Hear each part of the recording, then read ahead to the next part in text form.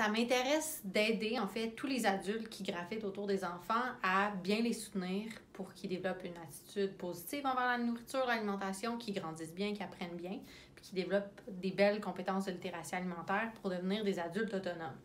Le projet était tout à fait aligné avec mes intérêts professionnels, mon expertise professionnelle. Quand on parle de littératie alimentaire, on parle de plein de compétences dont on a besoin pour faire des choix alimentaires dans notre société, notre environnement actuel. Évidemment, on développe ça quand on est jeune, puis on continue à le développer jusqu'à temps qu'on soit adulte. Donc, ça va d'être capable de faire les épiceries, se débrouiller à l'épicerie, bâtir un menu, que ce soit un repas, un lunch, des collations pour se soutenir toute la journée. Mais c'est aussi de favoriser une relation positive avec l'alimentation, développer notre ouverture face aux cultures à travers l'alimentation, partager un repas. Puis même, ça va plus loin dans le système alimentaire. Donc, s'assurer qu'on est à l'affût que certaines personnes ont plus de difficultés à s'alimenter, que ce soit à cause de raisons économiques ou parce que dans leur quartier, il y a moins d'accès à des épiceries, par exemple.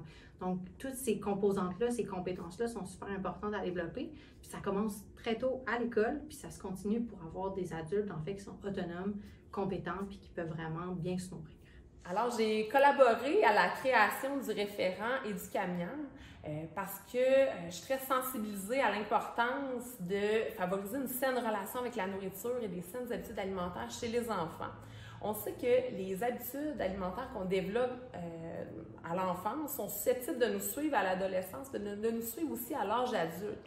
Donc, c'est vraiment une période clé pour intervenir, pour favoriser une saine relation avec la nourriture chez les enfants. On sait que les saines habitudes de vie commencent très tôt, dans l'enfance, et que tous les acteurs, tous les adultes qui gravitent autour des enfants sont importants. Donc, on pense souvent aux adultes, les parents, mais c'est tout le monde qui sont autour des enfants, qui ont une place à jouer, qui ont un rôle à jouer. Et beaucoup dans la relation positive avec l'alimentation, avec notre corps, c'est vraiment en fait des conditions favorables pour adopter des habitudes alimentaires qui vont rester. Donc évidemment qu'on a du plaisir, qu'on est dans le positif, on a envie de continuer à faire ces habitudes-là.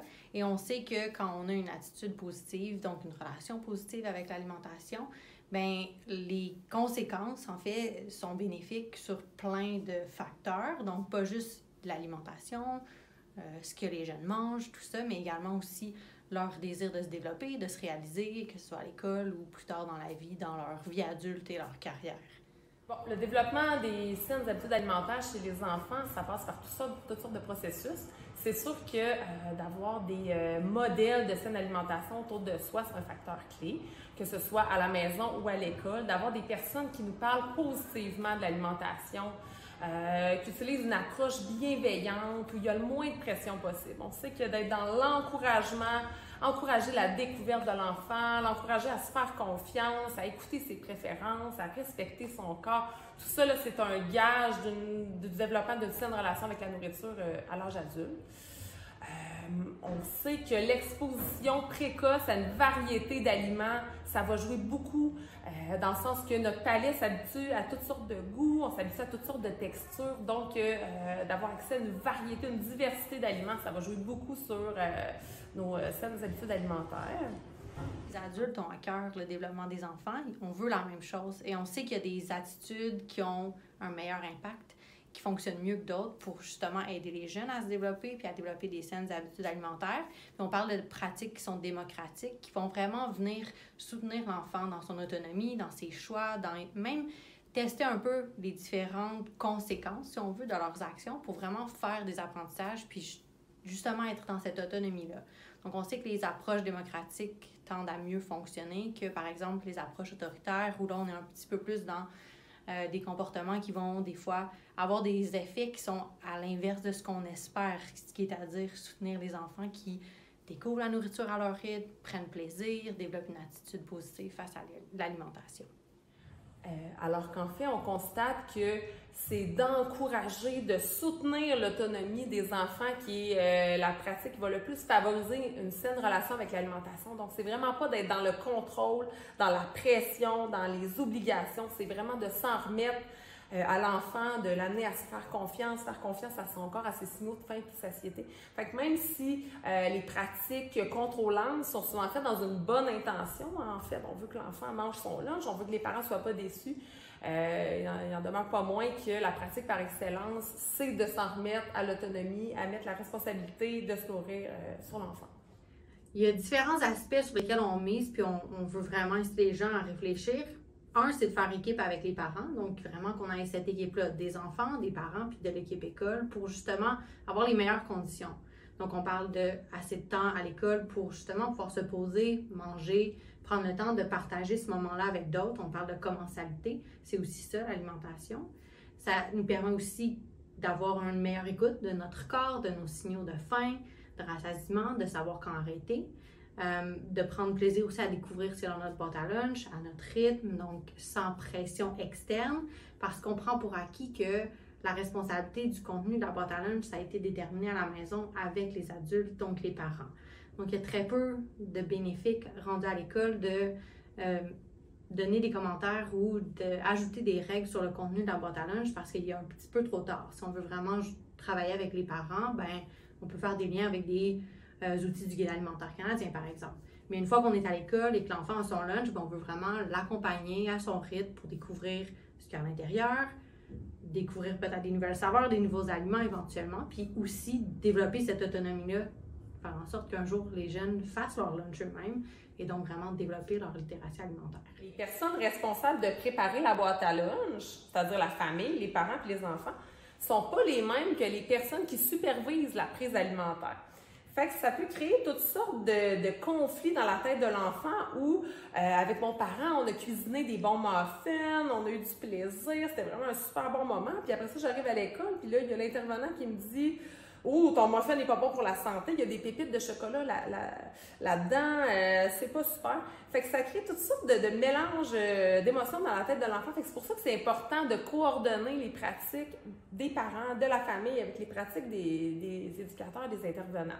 L'aspect qui va jouer dans le développement des saines habitudes alimentaires chez les enfants, c'est l'ambiance à table, l'ambiance lors des repas.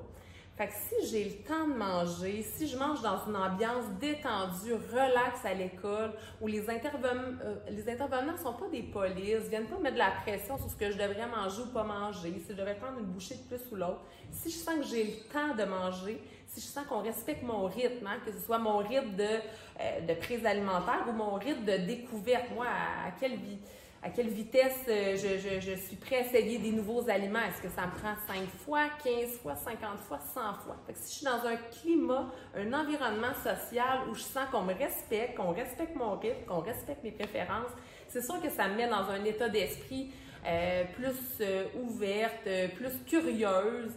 Et donc, ça va favoriser certainement le développement là, de ma relation avec la nourriture. Puis, les intervenants peuvent facilement sentir une pression. C'est mon rôle, je dois m'assurer que l'enfant mange son lunch. Sinon, ça se peut qu'il y ait des parents qui viennent se plaindre que la boîte à lunch revient pleine à la maison. Fait que c'est possible que certains intervenants deviennent plus autoritaires ou plus contrôlants par rapport à la prise alimentaire parce qu'ils sentent que c'est leur devoir ou que les parents ont cette attente-là envers eux. Fait que ça peut amener certaines personnes à mettre plus de pression sur les enfants dans le but de ne pas décevoir les parents à la maison. Bien, je pense qu'on veut tous la même chose. On veut que les jeunes mangent, puis que ce soit en termes de quantité, de qualité, on veut qu'il y ait l'énergie pour apprendre. Je pense que ça, c'est vrai pour tout le monde. J'ai jamais rencontré quelqu'un qui voulait pas ça. On veut le bien-être de tous les jeunes avec lesquels on travaille. Donc, c'est vrai pour l'équipe école aussi. Puis, des fois, je pense qu'on veut bien faire en les incitant à manger, en disant, mais le parent a fait un lunch, donc probablement qu'on s'attend à ce que le jeune mange le lunch, donc je vais l'inciter à bien manger, à en manger davantage, à goûter à tout. Mais ce que ça fait, c'est ça, c'est que c'est pas nécessairement le résultat qu'on espère obtenir. Ça fait que le jeune devient un peu stressé face à la boîte à lunch, face au moment du repas, se referme, peut-être même décide de vraiment éviter certains aliments ou d'avoir des comportements qui vont à l'encontre de ce qu'on voulait, c'est-à-dire qu'ils prennent le moment de manger, qu'ils se nourrissent, puis qu'ils puissent aller continuer d'apprendre et de jouer à l'école. Je pense qu'il y a peut-être ce désir-là de vraiment soutenir les jeunes, mais que justement, si on a des pratiques qu'on sait qui sont productives, bien à ce moment-là, c'est juste de recentrer vers des trucs qu'on sait qui vont être plus positifs, qui vont aider le jeune. Puis à ce moment-là, bien, on a quand même ce sentiment-là d'avoir joué un rôle important, d'avoir fait notre travail, puis d'avoir été là pour soutenir les jeunes. m'avait appelé pour me mentionner qu'il y avait quelques commentaires de parents qui trouvaient très restrictif la politique alimentaire, surtout au niveau des collations. À ce moment-là, il m'avait nommé ce qui était permis, c'était fruits et légumes frais, on avait du fromage, tofu ferme et de l'hummus qui était permis en collation, il n'y avait rien d'autre. Donc certains parents se plaignaient de ça.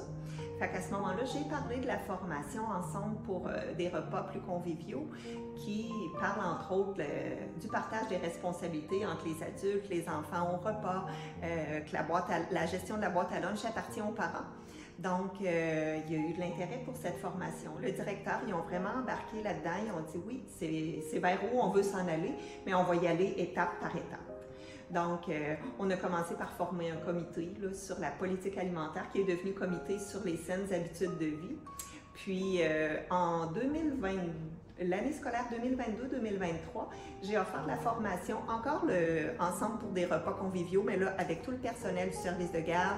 Monsieur Francard était toujours présent là, lors des formations. J'ai aussi formé un petit volet vraiment très court, peut-être de 45 minutes, peut-être avec les enseignants, puis avec les parents aussi, pour former toute l'équipe école là, sur le partage des responsabilités, puis la gestion de la boîte à lunch, ça l'appartient à qui, la vision positive de la saine alimentation. Puis, toutes les activités éducatives aussi qu'on peut développer en saine alimentation que je leur ai partagées. Donc, de former toute l'équipe école pour que le message soit cohérent, on trouvait que c'était quelque chose qui était très important. Fait que ça, dans les formations que j'ai données au niveau des enseignants, au niveau du service de garde, c'est d'être cohérent aussi. Lors de nos activités festives, c'est d'offrir des aliments à valeur nutritive élevée, c'est offrir des récompenses non alimentaires aussi. Qu'est-ce qu'on peut offrir comme récompense non alimentaire et tout ça. Fait que tout ça fait partie aussi là, des formations pour vraiment être cohérent. Là.